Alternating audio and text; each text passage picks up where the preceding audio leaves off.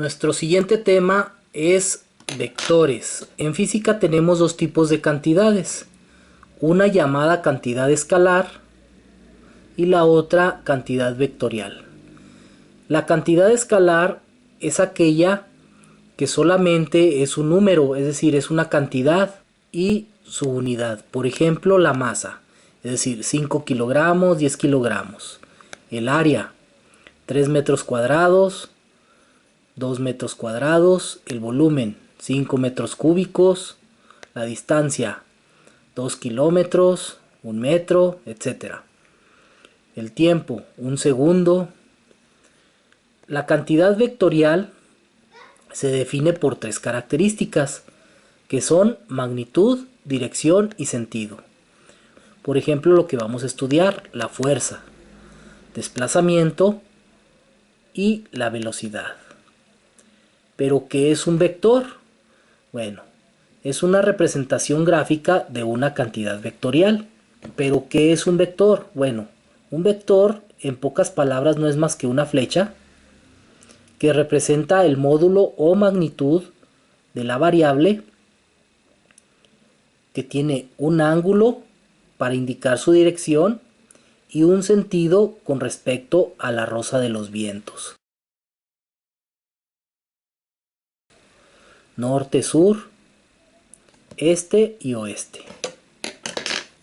Ese vector lo vamos a representar en este curso en un plano cartesiano, pero también se puede representar en un sistema tridimensional, es decir, con tres dimensiones, X, Y y Z.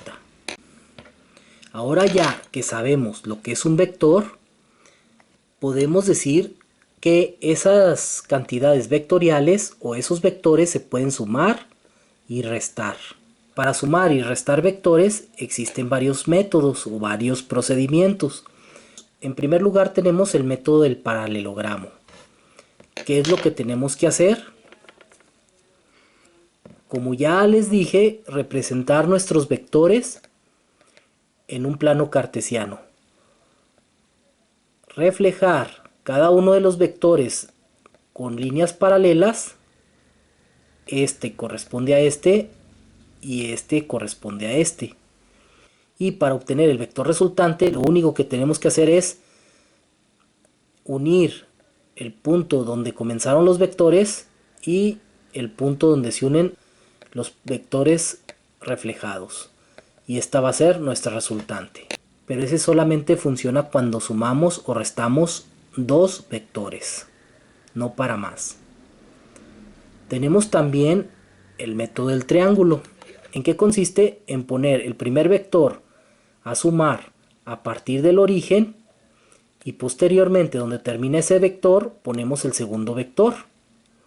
Nuestra resultante va a ser desde donde empieza o desde el punto que iniciamos a poner nuestros vectores hasta el final del último vector. Esta vendría siendo nuestra suma de los vectores A y B o nuestro vector resultante. Este método del triángulo es también solo para dos vectores. Tenemos también el método del polígono. El método del polígono funciona para dos o más vectores. ¿Qué es lo que hacemos? Unimos los vectores como se ve en la figura. Es decir, comenzamos con un vector y donde termina el primer vector comenzamos con el segundo vector. Luego donde termina el segundo vector comenzamos con el tercer vector. Nuestra resultante va a ser desde el punto donde iniciamos con el primer vector hasta el punto final donde termina nuestro último vector. Esta sería la suma resultante de estos tres vectores. Por último tenemos el método trigonométrico de descomposición rectangular o analítico. Pongan atención a este método, ya que si aprenden este tema, los demás temas subsecuentes se les harán más sencillos. Este quizás sea el tema más complicado de este curso.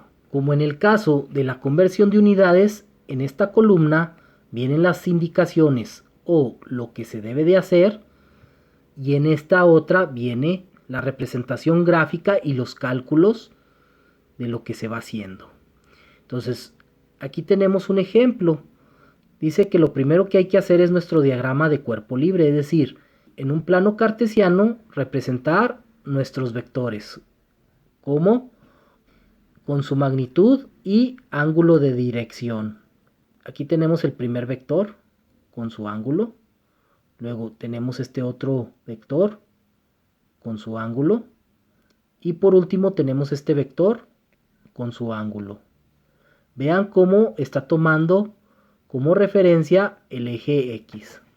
Enseguida nos dice que debemos obtener la suma de las componentes en el eje X, como con la función trigonométrica coseno. Vamos a descomponer cada una de las fuerzas en sus componentes en X. Vamos a encontrar la componente en X de cada uno de los vectores.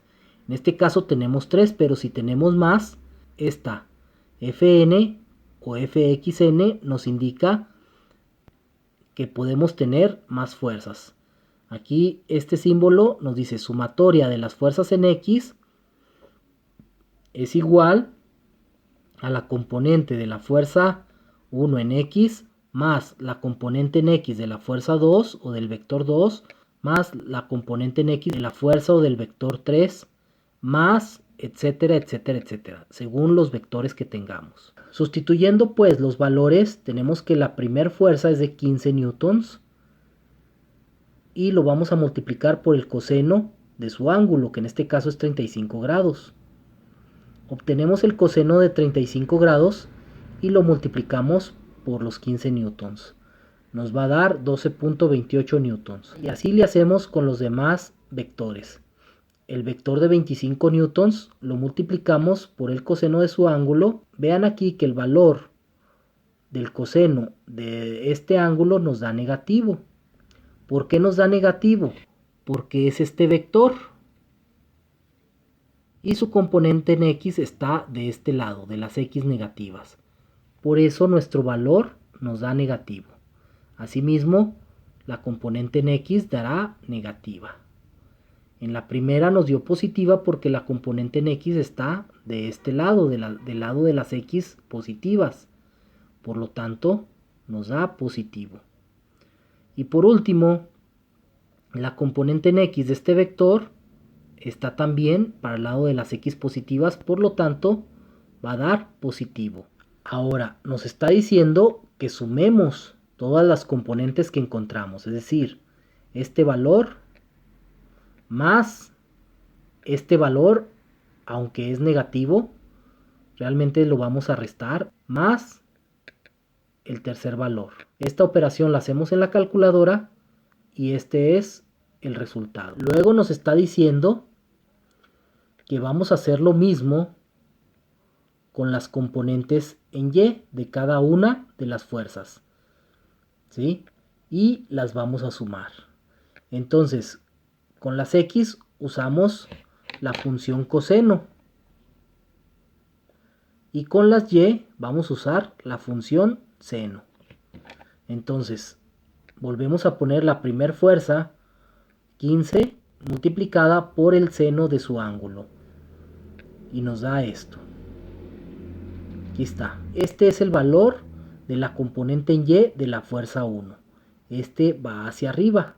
Esta sería la componente en Y de la fuerza 1. Va hacia arriba. La componente en Y de este otro vector también irá hacia arriba. Por lo tanto, son dos componentes positivas. Pero ahora la componente en Y de este tercer vector irá hacia abajo. Por lo tanto, dará negativa. Es decir, va para el lado de las Y negativas. Entonces, hacemos las operaciones. El valor del vector por el seno de su ángulo nos da positivo, es decir, va hacia arriba. El valor del segundo vector por el seno de su ángulo también nos da positivo, va hacia arriba. Pero el valor del tercer vector multiplicado por su ángulo nos da negativo, por lo tanto va hacia abajo. Aquí los ángulos son mayores de 90 porque recuerden que estamos tomando los ángulos con respecto al eje x positivo. Es decir, desde aquí hasta acá y desde aquí hasta acá. Una vez que encontramos los valores de las componentes en x y en y, hay que representar sus sumatorias en un plano cartesiano. Aquí están. La sumatoria de las componentes en x nos dio 5.71 y la sumatoria de las fuerzas en y nos dio 24.33. Fíjense cómo las fuerzas hacia arriba le ganaron hacia la de abajo y la fuerza de la derecha le ganó hacia la de la izquierda, es decir, quedando este vector hacia acá y este vector hacia arriba. Si este vector lo reflejamos hacia acá, es decir, lo ponemos aquí, estaremos formando un triángulo rectángulo, o bien aquí lo podemos ver. Si unimos las puntas de los vectores, estaremos formando un triángulo rectángulo. Por lo tanto, para conocer la resultante de la suma de esos dos vectores, utilizamos el teorema de Pitágoras. ¿Qué nos dice el teorema de Pitágoras? En este caso, la fuerza resultante viene siendo la hipotenusa del triángulo rectángulo. Por lo tanto, lo calculamos. La fuerza resultante va a ser igual a la raíz cuadrada de la suma de los cuadrados de sus catetos. ¿Cuál es el primer cateto? La sumatoria de las fuerzas en x. Entonces, lo tenemos que elevar al cuadrado. Y a eso le sumamos el cuadrado de la sumatoria de fuerzas en y del siguiente cateto. Aquí está. Sustituimos los valores que obtuvimos. Fíjense bien. FR, fuerza resultante, raíz cuadrada. ¿Cuánto era la sumatoria de fuerzas en x? Esto. Y lo elevamos al cuadrado. Lo elevamos al cuadrado. Más. ¿Cuánto era la sumatoria de fuerzas en y? Esto. Y lo elevamos al cuadrado. Hacemos todas estas operaciones en nuestra calculadora, es decir, primero elevamos al cuadrado esta cantidad, luego esta cantidad también al cuadrado, nos da esto. Fíjense bien las unidades, Newton al cuadrado, Newton cuadrado, Newton al cuadrado, Newton cuadrado. Esto es bien importante, el análisis de unidades. Ahora que ya tenemos estas cantidades al cuadrado, las sumamos y por último sacamos su raíz cuadrada. Aquí, raíz cuadrada de newtons al cuadrado, queda newtons. Aquí está lo que les decía. Reflejamos o trasladamos este vector hacia acá y formamos nuestro triángulo rectángulo. Luego obtenemos el ángulo de la fuerza resultante, es decir, del resultado de la suma de esos vectores. ¿Cómo obtenemos el ángulo? Con esta formulita, utilizando la función trigonométrica tangente inversa. ¿De dónde sale esta fórmula? ¿O de dónde sale esta relación? Bien, recordemos nuestro curso de geometría y trigonometría de segundo semestre. La función trigonométrica tangente, ¿a qué es igual? Este es el ángulo que queremos encontrar, entonces la tangente de este ángulo va a ser igual al cateto opuesto dividido entre el cateto adyacente del ángulo. El cateto opuesto es el que está siempre enfrente del ángulo que queremos analizar. Y el cateto adyacente es el que está al lado. Adyacente significa que está al lado del ángulo que queremos analizar. A este no le podemos llamar cateto porque el lado más largo de un triángulo rectángulo siempre se llama hipotenusa. Entonces la función tangente nos relaciona el cateto opuesto entre el cateto adyacente. Entonces, aplicando nuestra fórmula, tenemos el ángulo va a ser igual a la tangente inversa de lo que vale el cateto opuesto. ¿Cuánto vale el cateto opuesto? Esto. Sobre lo que valga el cateto adyacente. ¿Cuánto vale esto? Hacemos la división y posteriormente sacamos la tangente inversa de este valor. Es muy importante que sepan usar su calculadora y también que en este caso esté en la función de grados, no de radianes, porque si no, este valor no les va a salir. Sacamos la tangente inversa de 4.25 y nos da 76.75 grados. Ya por último lo que queda es graficar nuestro vector resultante con su ángulo de dirección. Entonces, en otro plano cartesiano dibujamos el valor que obtuvimos de la suma de los vectores con el ángulo también que obtuvimos anteriormente. Aquí está el vector resultante, aquí el ángulo de dirección resultante, y aquí ya está dibujado nuestro vector resultante con su magnitud o módulo y su ángulo de dirección con su valor en grados. Y eso es todo. No se pierdan el próximo video para que entiendan mejor este tema de suma y resta de vectores. El tema de la primera condición de equilibrio lo veremos en el siguiente video, junto con un repaso del tema de suma y resta de vectores. Dice, la primera condición de equilibrio dice que la fuerza resultante debe de ser 0, es decir, la sumatoria de fuerzas en X debe de ser 0 y la sumatoria de fuerzas en Y debe de ser 0 para que el sistema esté en equilibrio. A eso se le conoce como primera condición de equilibrio. Y ya por último queda que ustedes intenten hacer sus actividades.